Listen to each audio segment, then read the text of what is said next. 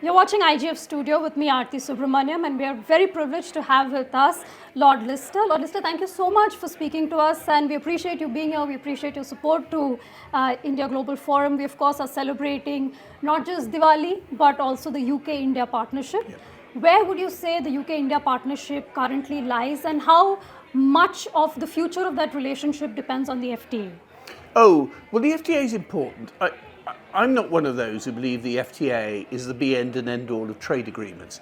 What I do believe, though, is an FTA is a signal that two governments are talking together, are working together, are solving problems together.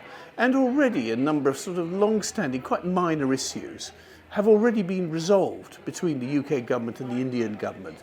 And I think that's the relationship. It's about ministers talking together, getting to understand each other, having a relationship. And I go backwards and forwards to India quite regularly.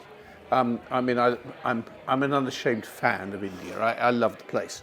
My perfect holiday, I'm afraid, is travelling around India. So In the heat. you don't have to sell the country to me.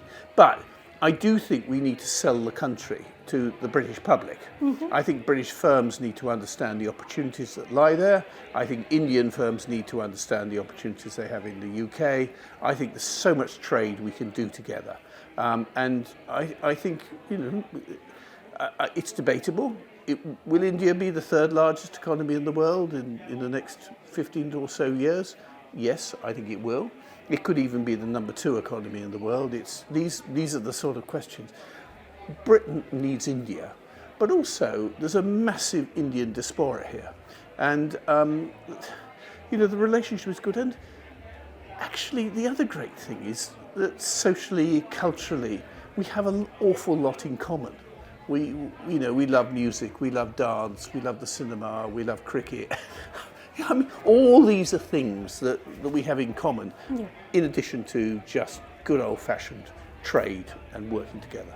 Then why would you say, you mentioned that there is that barrier, India needs to be sold to Britain, Britain needs to be sold. Why would you say that persists? I think because you must understand that India is still a long way away from here.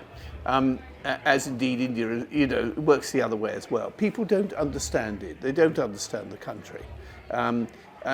It always amazes me how little people know about other countries, especially when they're quite a long way away. So I think that's the sale bit that needs to be done. People need to understand those opportunities. Yes, people are used to Indians because they live here. Most of them, of course, are second, third generation or even longer, but it doesn't matter. They are perceived as that.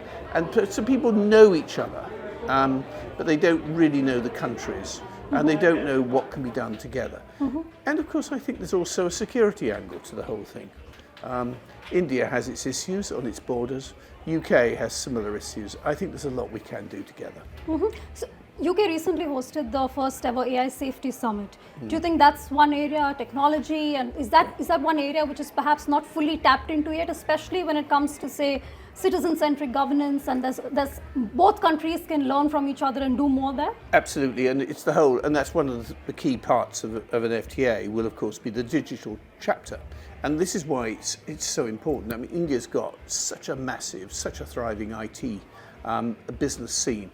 The things that India has done on just, for example, banking and some of these other areas, the way in which you've cut through bureaucracy and interstate trading, all very much based on AI, very much based on apps, very much electronic. This is the sort of area where Britain can learn from India, but India can give a lot to Britain as well.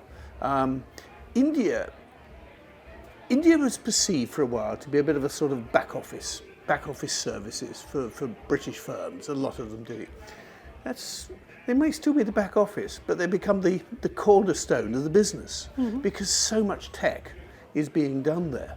So many British businesses are so close to the operations in India, and it works well. There's a lot the two countries can get from each other. Well, Lord Lister, thank you so much for speaking to us. I really appreciate you taking time out and enjoy the rest of your evening. Thank you, and thank you for inviting me to come along. And all I would say to you, one final word, and I mean this absolutely genuinely, and I am a businessman as well as a politician who has worked in central government. I always feel every minute I don't spend in India, I'm actually missing opportunities. And that's what I'd say about India. It's full of opportunity. It's such a dynamic, great place. Yeah. Well, thank you so much. Thank you.